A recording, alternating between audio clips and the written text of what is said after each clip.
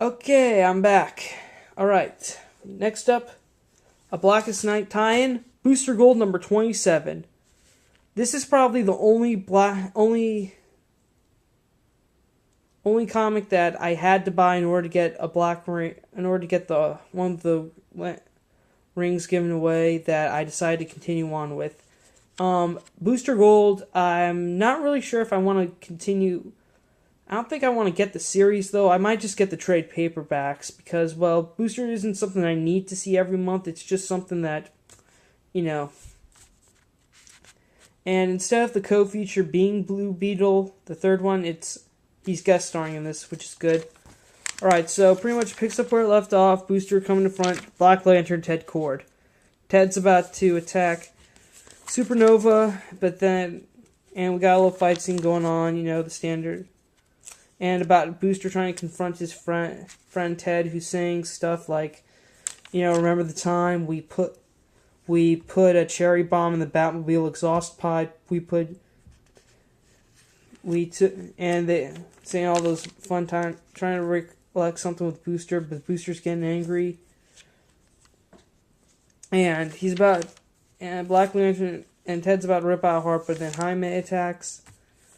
And the fight continues on with Booster trying to come to the fact that trying to remember that it's not Ted, that this isn't him.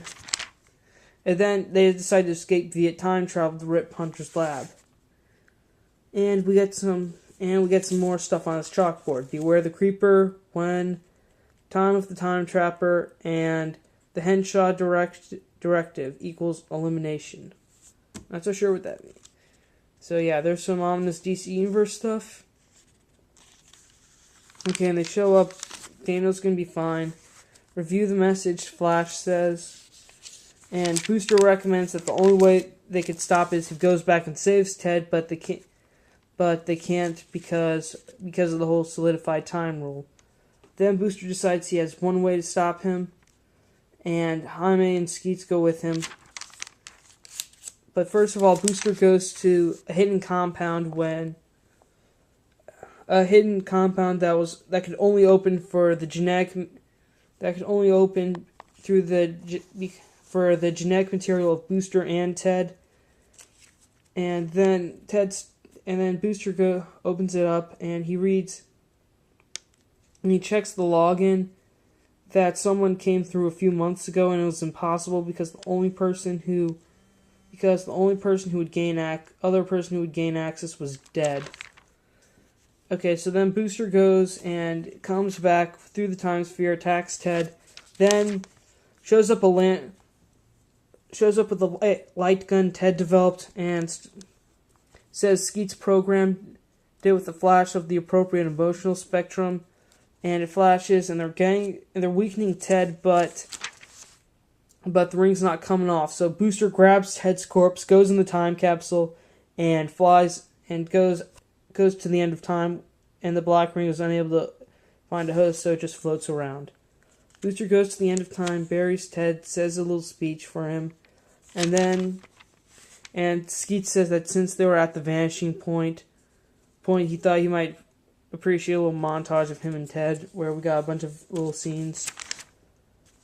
Booster and Jaime and Jaime have a little talk some more about how Jaime can't replace Ted, but he'll still be the best Blue Beetle, and Ted would be proud of him and stuff. And they decide to go out and help with the issue of Black Lanterns.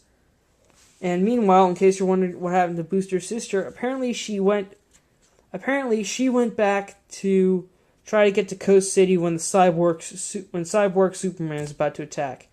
And if you don't know what this means, then I feel sorry for you. Okay, Booster Gold number 27. This is a good issue. I think it's real. I love the tie-in with Ted Kord because, well, he died unfairly. He was favored among fans, and it was a big issue for Booster to come front to, since he's a time traveler, and he did try to save Ted, but that had consequences. So now, and also the ending was good to try to hook people onto another story, right? So So that's it for Booster. Next up, Adventure Comics number 5. Now then, we got 2 stories here. Superboy Prime and Superboy. Double the Superboy. And only one story I actually liked. Well, not that I didn't like it. Like the Prime story, it was just okay, no pun intended. In case you're wondering, no pun intended.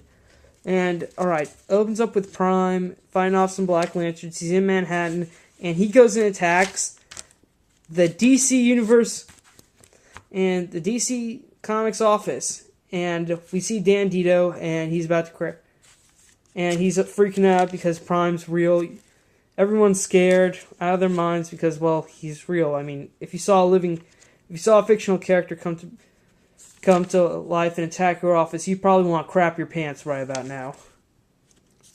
And then Alexander Luthor teleports Prime and the Lanterns away and takes them back to his basement, where he reveals that the stories are his kryptonite, that everyone else finds hope in the stories, but he just finds nothing but Prime finds nothing but pain. And Prime's fighting back, but he can't. Then he decides that if he can't beat him, then he'll just join them. So he grabs a black ring and puts it on his finger, and then it says Clark Kent of Earth Prime, die. And here's an interesting thing, though. Prime is still feeling some emotional stuff, so the ring starts being manipulated with willpower, compassion, fear, avarice, and rage. And then he starts to get really mad, shoots fire on everyone, declaring that all he ever wanted was to be a hero. Then he starts thinking about Lori, that goes to love. And we got mixed emotions until eventually he's able to stop them all because of the combination of light. And he's a little sad, in ruins, and then he says, why can't he make his own decisions? And then all of a sudden we hear someone come down the steps, and it's revealed to be his girlfriend Lori, who he thought was dead, but she's alright. And then they're happy and hug, but then we see a black ring on her finger that says hope. Ouch. Man. Almost had a happy ending there, kid. Meanwhile, let's get back to my main boy, Superboy. He's back from Smallville saying that flying from Paris was pretty tiring for him. Then he goes and Crypto picks up something. They see a vandalized doctor's office.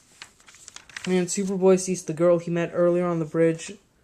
Her name is Lori, and she says, and Superboy says that she did something wrong and that's bad and stuff. And he takes her, but she tries to kiss him. He says he has a girlfriend, and he says like all he's trying to do here is help someone. And she says that no one's ever tried to help her. And then eventually Connor has a little talk with her, and it's revealed that her mother doesn't have insurance, and she's like in a wheelchair and stuff. All she does is paint. And Connor just said, and that since the local doctor denied her insurance, Laura's been vandalizing her office out of revenge. And Connor's just pretty much saying there's good people in Smallville. I'm sure they'll help you. Then there's a knock at the door. Connor says that is there lead paint in this house? And he says for some strange reason. Then as she's opening the door, we hear someone say he's been searching for Superboy, a green light, and it's Lex Luthor, who Lori calls Uncle Lex. At which point Connor is saying, ugh. He gets knocked out, and then that's where it ends. Okay, first of all, if Lex Luthor is her uncle, then this is just really awkward right here. I mean, when I just heard that, I laughed out loud when I heard that. I'm still laughing. It's really hilarious. Alright, this Connor Kent story, I'm just gonna cut off right